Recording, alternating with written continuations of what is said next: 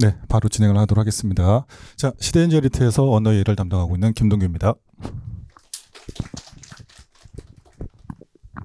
자, 오늘은 설명회죠. 그래서 일단은 25학년도 법학 적성 시험 리트 언어 이해를 기반으로 분석을 했을 때 좀 다양한 결과가 도출이 됐는데, 그 중에서도 여러분들이 좀 직접적으로 이해할 수 있는, 그리고 앞으로의 방향 설정에 있어서 도움이 좀 될 수 있는 설명을 한 가지 드리고, 그에 기반해서 제 강의가 어떻게 구성되는지에 관해서 간략히 설명을 드리도록 하겠습니다.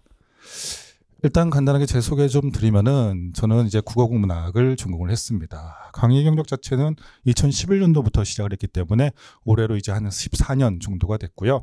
그동안 이제 뭐 학원 강의 외에도 다양한 학교에서 서울대, 성대, 한양대 등등에서 일단 독해력을 기반으로 해서 강의를 좀 진행을 해왔었습니다.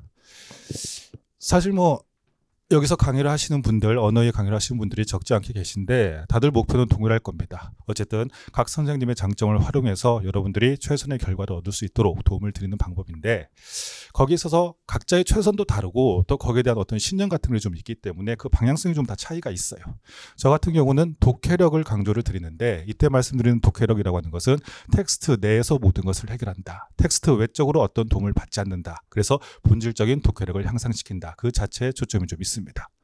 다만 강의를 구성하는 데 있어서는 그냥 제가 아는 것만 그대로 담는다를 넘어서서 지금까지 거의 한 2,000건 정도 상담을 좀 해왔습니다. 이때 상담이라고 하는 것은 그냥 여러분들하고 뭐 문답 형식으로 주고받고 질문 뭐 받고 대답 드리고 그런 방식은 아니고요. 여러분들이 현장에서 글을 읽는 방식을 직접 보고 문제를 어떻게 푸는지 이런 것들을 계속 관찰하면서 지금 여러분들이 겪고 있는 문제가 뭔지, 어떤 부분에서 어려움을 겪고 있는지, 특히나 그중에서 가장 공통점이 되는 것이 무엇인지, 이런 것들을 확인한 다음에 지속적으로 강의에 반영을 하려고 노력을 해왔습니다. 그래서 독해력을 중시하는 강의다, 그렇게 생각을 해주시면 될 것 같아요. 자, 일단은 이제 25학년도 기출 잠깐 설명을 드릴 건데, 뭐 기출 분석 그 자체, 그리고 지난 연도와 비교해서 이번 기출을 분석한다고 하면은 사실 뭐 수십가지 수백 가지 이야기할 수 있을 겁니다. 그러나 아까 말씀드렸던 가장 직관적으로 다가오는 부분이 뭐냐라고 했을 때, 여기도 아마 이제 작년 기출 문제죠. 25학년도 보신 분들이 있을 건데, 다수 인물 혹은 다수 이론의 견해 대립이 유독 많았다라고 하는 지점입니다. 사실 여기 나와 있는 이 견해 대립 구도라고 하는 것은 모든 언어 이해 시험이 갖고, 언어 관련 시험이 갖고 있는 굉장히 본질적인 부분이기도 해요. 그래서 뭐 국어부터 시작해서 다양한 이 해당 관련 시험들이 이 대립 구도를 기반으로 해서 문제를 출제하는 것은 맞는데, 그래서 매년 이 대립 구도가 없는 제시문 자체는 없습니다. 그럼에도 불구하고 특징이 되는 것은 뭐냐면은 다수라는 거죠. 이때 다수라고 하는 것은 3명 혹은 3개 이론 이상을 이야기를 해주고 있는 겁니다. 이들이 굉장히 많이 출제가 됐는데, 이걸 좀 직관적으로 한번 확인을 좀 해보면요, 여기 총 10개 제시문 가지고 왔습니다. 여기 나와 있는 이 과학 제시문은 포르피린증이라든지 데이터베이스 트랜잭션 같은 이 과학 기술 제시문 같은 경우는요, 비교보다는, 물론 비교도 중요하지만은 그 안에서 어떤 개념의 면밀한 이해를 중요시 여기는 제시문들이죠. 이건 상대적으로 좀 난이도가 높은 편들입니다. 그리고 난이도가 좀 낮았던 미국과 독일하고 한국을 비교했었던 이 배아보호법이라든지, 혹은 뭐가 있을까요? 저기 나와 있는 죄송합니다. 제가 좀 잠깐 헷갈렸죠? 여기 경제 제시문, 솔로 성장 모형, 이런 것들은 좀 개념 중심의 제시문들이기 때문에 상대적으로는 난이도가 있습니다. 그런데 그 외 제시문들 보면은 굉장히 많은 인물들이 지금 출연을 하고 있어요. 첫 번째 제시문만 하더라도 여기서는 잘 보이질 않네요. 보시다시피 보로 리턴하고 뭐 디킨스 같이 4명의 인물들, 그리고 작품으로 치면 좀 5건의 작품이 등장을 하고 있고, 그 다음에 나와 있는 이 소년회 같은 경우는 10명 정도의 사람이 등장을 하고 있습니다. 자, 이제 여기서 우리가 좀 생각을 해봐야 될 지점이 있는데, 왜 이런 유형의 제시문이 등장하고 있느냐. 물론 이런 유형의 제시문 등장이 처음은 아닙니다. 2013학년도인가요? 이 리트 시험에서 가장 어려웠던 해. 많은 분들이 2024학년도가 가장 어려웠다라는 이야기를 하시는데, 제 기준으로는 2013학년도가 가장 어려웠습니다. 근데 그 해에 처음 등장했던 제시문이 하나가 있는데, 어떤 노비가 자신의 상전을 막 배반을 했어요.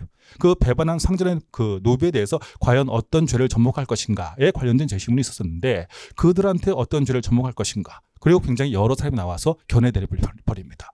그때 이후로 지속적으로 매년 1개 이상씩의 제시문, 1개, 2개 정도의 제시문이 꾸준히 출제가 되던 유형이었는데, 올해 유독 이렇게 많이 등장하고 있다는 겁니다. 자, 여러분들, 이 언어의 기출 제시문에 이 제시문만 놓고 봤을 때 그 길이 자체가 굉장히 줄어들고 있어요. 그래서 작년 같은 경우는 이제 2000자가 안 됩니다. 1972자 정도가 이제 평균 제시문 길이로 출제가 됐는데 대부분 비슷한 길이를 갖고 있는데 어떤 제시문은 그냥 하나의 개념을 다루고 있는데 또 어떤 제시문은 저렇게 여러 사람이 등장한다. 그럼 어떤 차이가 있을까요? 깊이의 문제가 발생을 해버립니다. 하나의 개념을 깊고 면밀하게 파고드는 제시문이냐? 그게 아니라는 거죠. 이들은요, 어떤 하나의 주제를 던져놓은 다음에 난 거기에 대해서 간단하게 얘기하면 나는 찬성해, 나는 반대해, 혹은 조화 절충적 입장이야. 크게 세 가지 정도 나뉘게 될 겁니다. 물론 여기서 조화 절충은 많지는 않아요. 보통 찬성과 반대로 구분이 되는 겁니다. 따라서 그 간단한 수준의 독해에서 이들이 어떤 공통점과 어떤 차이점을 가지고 있는가, 이걸 분석하면서 독해하는 것이 가장 일반적인 글을 읽는 방식이 됐던 거죠. 그래서 작년 기출 같은 경우는요, 제가 평소 이제 속도 관리 같은 거 할 때 9개 제시문, 8개 제시문, 일단 여러분들이 8개 제시문은 풀어야지 적어도 로스쿨에 갈 수 있는 점수는 확보가 될 것이다. 9개 정도 제시문을 풀어내면은 일단은 고득점이 가능할 것이다. 보통 이렇게 말씀을 드리는데 작년 기출은 워낙 좀 빨리 읽히는 패턴이었기 때문에 8개로는 부족했고 일단은 많이 읽는 사람이 좀 더 이길 수 있는 그런 유형의 제시문이 많이 등장을 했었습니다. 자, 이런 유형의 제시문에서는요, 말 그대로 관계 파악을 위해서, 즉 인물 간의 관계 혹은 개념 간의 관계 파악을 위해서 공차 판단을 좀 많이 해주셔야 돼요. 공통점과 차이점 정리가 가장 중요했습니다. 저는 이런 것들을 주로 이제 거시적 독해라고 부르는데, 뭐 거시적 독해, 미시적 독해 이런 말씀 많이 들어보셨을 거예요.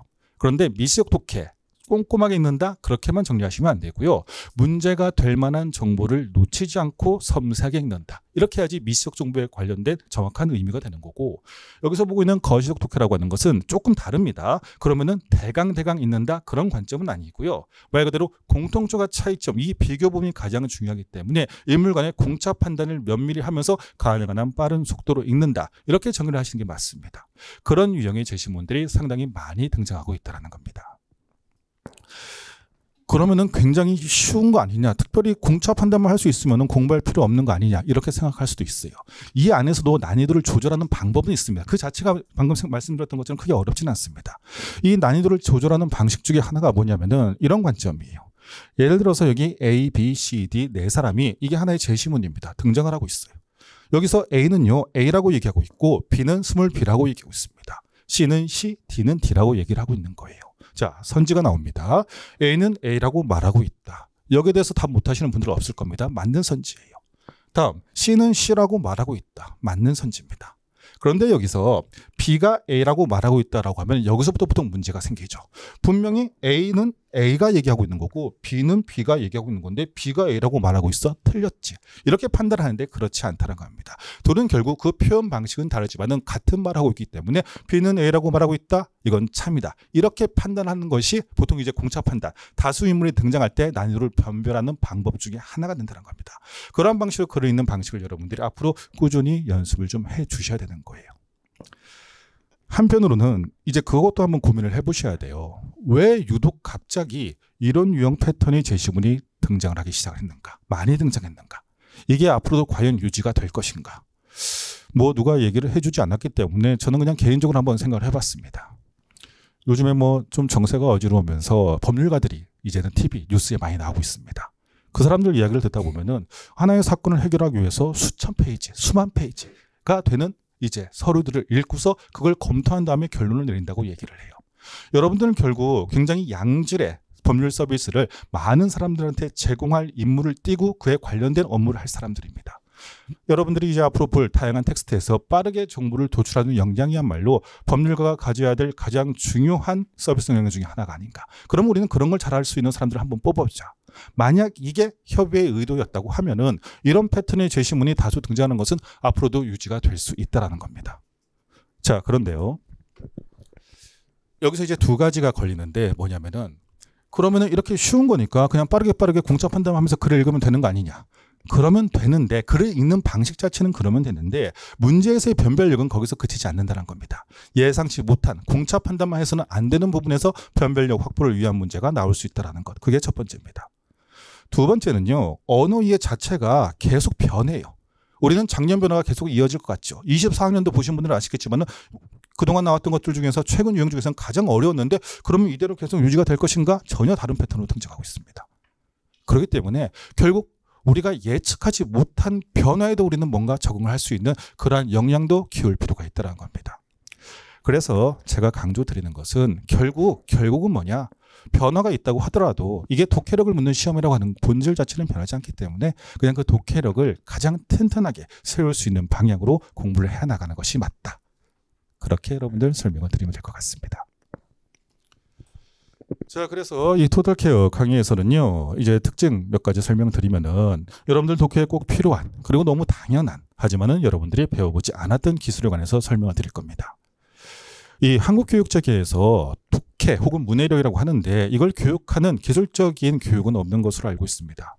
뭐 많은 분들이 이제 어렸을 때 난 독해력을 키우기 위해서 책을 많이 읽었어, 요약했어, 그리고 주장과 이유 근거 구분하는 훈련을 했어 라고 말씀하시지만은 그거 외에도 가치 있는 정보를 도출하는 방법은 다양합니다. 그리고 그 가치 있는 정보에서 보통 문제가 출제가 되는데 어떤 분들은 반복적인 학습을 통해서 그걸 스스로 익히는 분들이 있어요. 그런 사람들이 지금 언어를 잘하는 사람들이고 간혹 쟤는 리트 역량은 신으로부터 부여받았어 이런 표현을 쓰기도 하죠.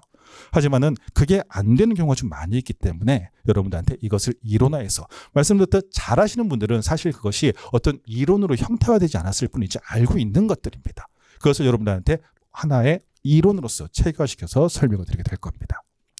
또 하나 명확한 체계를 가지고 있기 때문에 우선 밀시적 독해에서 시작할 겁니다. 여러분들의 기본을 탄탄하게 할 필요가 있어요. 그리고 어떠한 유형에도 대비할 수 있어야 됩니다. 하지만 거기에서 시작해서 점점 작년 기출 같은 유형에 대비하기 위해서 거시적 독해로 나아가는 이 체계를요 좀 더 뚜렷하게 설정할 생각이고요.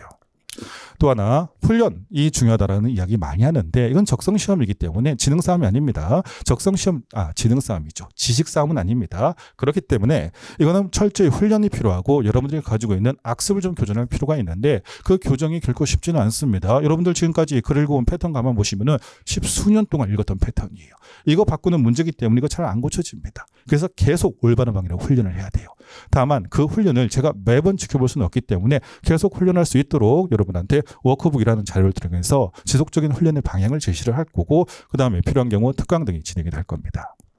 그리고 토탈케어라고 했었죠. 독해, 문제풀이의 역량, 시간관리의 문제, 그리고 마지막 실전 전략까지 한 분 한 분 개인적으로 다 설명을 드리게 될 거고 이를 위해서 수시 상담하게 될 겁니다.